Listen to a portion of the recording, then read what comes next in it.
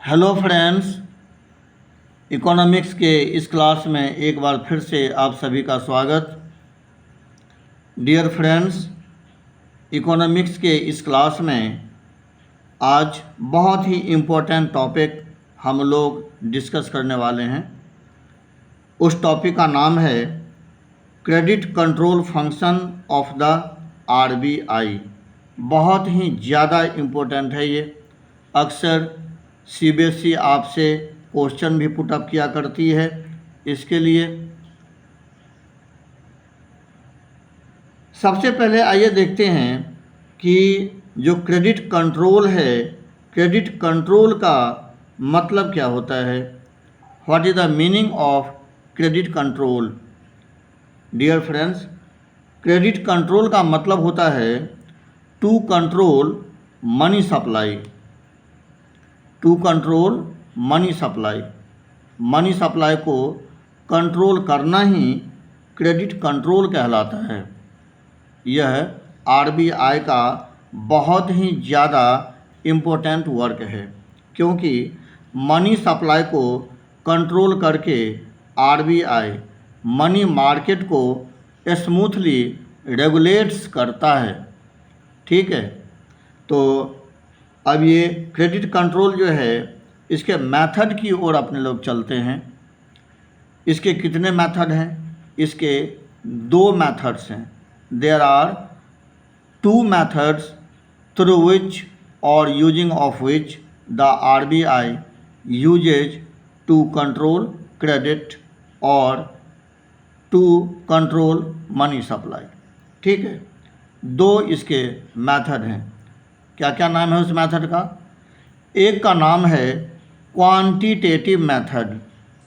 फिर से सुनिए, एक का नाम है क्वांटिटेटिव मेथड एंड दूसरे का नाम है क्वालिटेटिव मेथड। क्या कहा मैंने? दूसरे का क्वालिटेटिव मेथड। ठीक है, अब क्वांटिटेटिव मेथड, इसमें क्या होता है? क्वांटिटेटिव मेथड का यूज करके आरबीआई डायरेक्ट मनी सप्लाई या मनी मार्केट को कंट्रोल करता रहता है। ठीक है, डायरेक्ट, बिल्कुल। अब ये इसके पार्ट कौन कौन से हैं? क्वांटिटेटिव जो वेपन होते हैं, इसके कौन कौन से सब वेपन्स हैं, इसके कौन कौन से सब पार्ट हैं। तो इसके सब पार्ट हैं, मैं काउंट करवा दे रहा हूँ धीरे धीरे, आप काउंट करते चलिए। इसका जो फर्स्ट जो पार्ट है, जो फर्स्ट वेपन है, जो फर्स्ट टूल है, वह है बैंक रेट। जो सेकेंड टूल है वह है रेपो रेट। जो थर्ड टूल है वह है CRR। जो फोर्थ टूल है वह है SLR। ठीक है, जो फिफ्थ टूल है वह है ओपन मार्केट ऑपरेशन एंड उसके बाद का जो टूल है वह है रिवर्स रेपो रेट। ठीक, डियर फ्रेंड्स, डियर स्टूडेंट्स, इन सारे टूल्स का यूज करके एंड जो आरबीआई है वह मनी सप्लाई को कंट्रोल करता है। ठीक है, मनी सप्लाई को कंट्रोल करता है, इन्फ्लेशन एंड डिफ्लेशन को भी कंट्रोल करता है। ठीक, अब जो क्वालिटेटिव मेथड है, तो क्वालिटेटिव मेथड में क्या होता है? क्वालिटेटिव मेथड में इनडायरेक्टली मनी सप्लाई को कंट्रोल किया जाता है, मनी मार्केट को रेगुलेट किया जाता है इनडायरेक्टली। ठीक है, अब जो क्वालिटेटिव क्रेडिट कंट्रोल पॉलिसी है आरबीआई का, तो उसके जो टूल्स हैं वो कौन कौन से हैं, इसमें किस किस वेपन्स का यूज होता है। तो इसमें जो वेपन है वो है आपका, जैसे MMR यानी मिनिमम मार्जिन रिक्वायरमेंट। उसके बाद है आपका मोरल सुएशन। उसके बाद है आपका कोटा सिस्टम, ठीक है। उसके बाद है आपका डायरेक्ट एक्शन।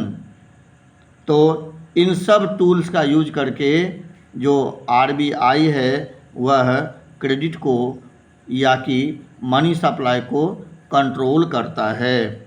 अगर मनी सप्लाई कम होती है तो उसे बढ़ाने की कोशिश करता है, एंड अगर मनी सप्लाई ज़्यादा होती है तो उसे मिनिमाइज करने की कोशिश करती है, ठीक है।